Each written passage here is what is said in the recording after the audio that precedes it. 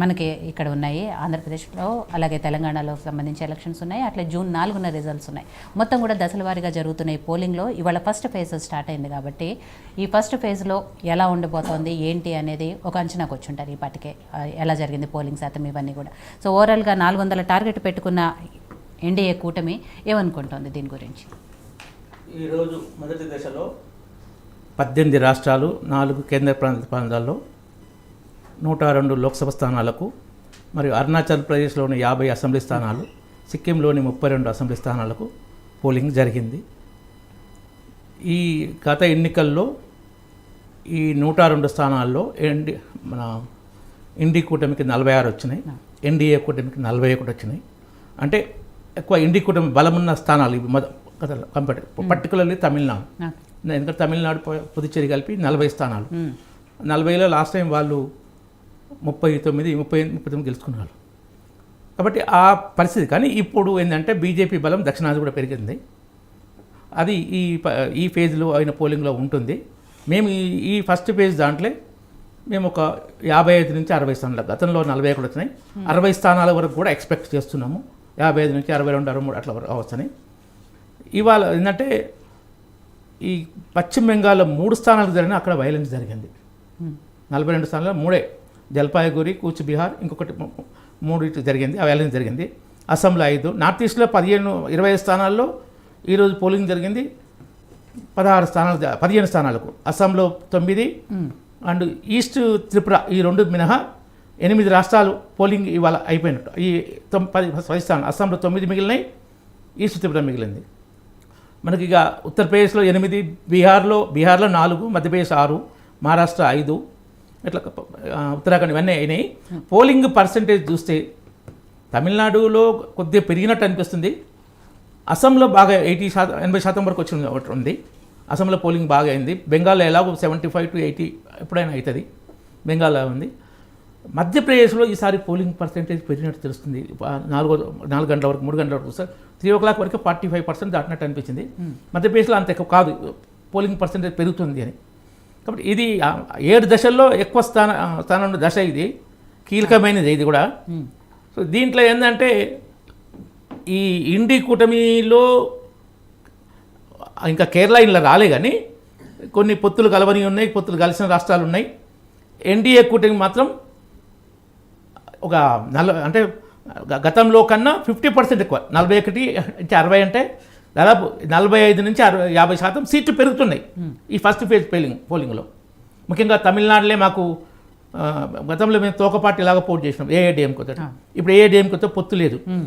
మా పార్టీనే 23 ప్లస్ పుదుచ్చేరి కలిపి 24 స్థానాలు పోటీ చేస్తుంది. 10 పిఎంకే, మిగతా మిత్రపక్షాలు ఒక 5, ఇండిపెండెంట్ అని పన్నీర్ సెల్వం ఇండిపెండెంట్గా రామనాథపురం నుంచి పోటీ చేస్తున్నాడు. సో తమిళనాడులో మేము ఏంటంటే అన్నామలై కానీ మిగతా చాలా తమిళసై పోటీ చేయడం జరిగింది. రాధికా, శరత్ కుమార్ వీళ్ళంతా కీలకమైన అభ్యర్థులు ఉన్నారు. రాధాకృష్ణన్ కన్యాకుమారి నుంచి, ఇంకా వేరే మినిస్టర్ కూడా ఉన్నారు. సో ఇక తమిళనాడులో ఏంటంటే మేము అరౌండ్ 10 సీట్లు ఈసారి గెలుచుకునే అవకాశం ఉంది బీజేపీకి. మళ్ళీ మిగతా పక్షాలు కూడా 5 నుంచి 7 స్థానాలు వచ్చే అవకాశం ఉంది. పర్టికులర్లీ పిఎంకే, పట్టాలి మక్కల్ కచ్చి. తర్వాత మన ఉత్తరప్రదేశ్లో 8 స్థానాలు ఏంటంటే మాకు కన్నా ప్రత్యర్థుల బలం ఎక్కువ స్థానాలు, 8 స్థానాలు. అదేంటంటే ఉత్తరాఖండ్ అండ్ కొంత నేపాల్ బార్డర్తో కలిసి ఉన్నాయి. ముస్లిం డామినేటెడ్ ఏరియా అవి. ఖైరానా, ముజఫర్నగర్, సహరన్పూర్, నగీనా, ఇవన్నీ పిలిపిట్ కొద్దిగా రాదని వీళ్ళని, బిజ్నోర్, మురాదాబాద్, ఇవన్నీ ఏంటంటే ముస్లిం. లాస్ట్ టైం 8లో బీజేపీకి 3 వచ్చినాయి,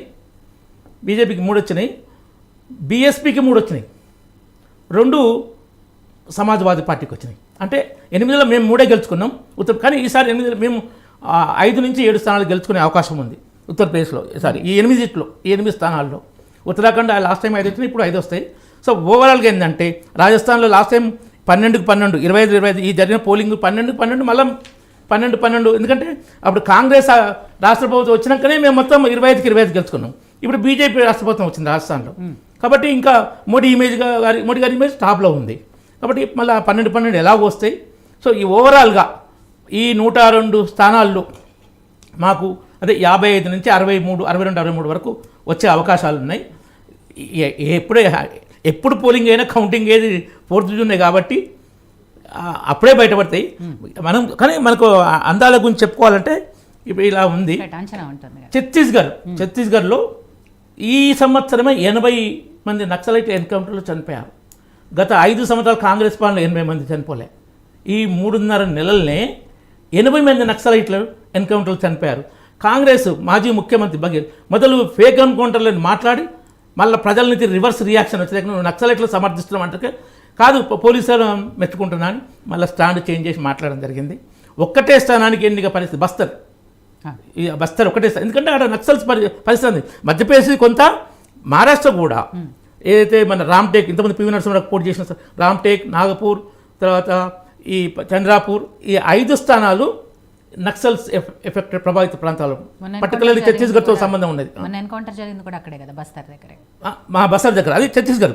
మహారాష్ట్ర 5 స్థానాలు కూడా ఛత్తీస్గఢ్కు దగ్గరగా ఉన్న ప్రాంతం, అందుకే 5 పెట్టారు, 5 స్థానాల పోలింగ్. ఎందుకంటే ఎక్కడ వైలెన్స్ జరగకుండా ఈ 7 ఫేజులు పెట్టడం కారణం ఏంటంటే ప్లాన్ చేసి ఎక్కడ వైలెన్స్ జరగకుండా. బెంగాల్లో అంటే అది మమతా బెనర్జీ కొద్దిగా జరిగింది, కానీ ఓవరాల్గా ఈ 102 స్థానాలది పీస్ఫుల్గానే చెప్పుకోవచ్చు మనం. దీనికి మనం వీ షుడ్ బి హ్యాపీ. ఎందుకంటే ప్రజాస్వామ్యంలో ఎన్నికలు సక్రమంగా శాంతియుతంగా జరిగితే అది ప్రజాస్వామ్య విజయానికి ఒక మెట్టు.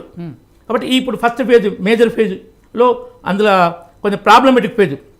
దీని తర్వాత ఛత్తీస్గఢ్, ఇంకా తర్వాత జార్ఖండ్ కొంత ఉంది, బీహార్, సౌత్ బీహార్ కూడా కొంత ఉంటుంది, ఒరిస్సా, నార్త్ వెస్ట్ భారత్. కానీ మేజర్ దీంట్లో అయితే పీస్ఫుల్గా జరిగింది. ఇలాగానే మిగతా ఫేజ్లు కూడా జరిగి ప్రజలు కూడా ఇప్పుడు పోలింగ్ శాతం పెరగాలి. ముందు పెరుగుతున్న 16,60,00,000 ఇవాళ పోలింగ్ ఓటేయాల్సిన ఓటర్లు, అందులో ఎంతమంది ఓటేస్తారో తెలుస్తుంది. కాబట్టి ప్రజాస్వామ్యంలో అందరూ పాల్గొనాలి, మిగతా దశలో పాల్గొనాలి. రాజకీయ పార్టీలు కూడా ఏంటంటే రైవల్స్ కాకుండా, అంటే ఎనిమీస్లా కాకుండా పొలిటికల్ రైవల్స్గా ప్రచారం చేసుకుంటే బాగుంటుందని మేము బీజేపీ పరం కోరుకుంటున్నాం.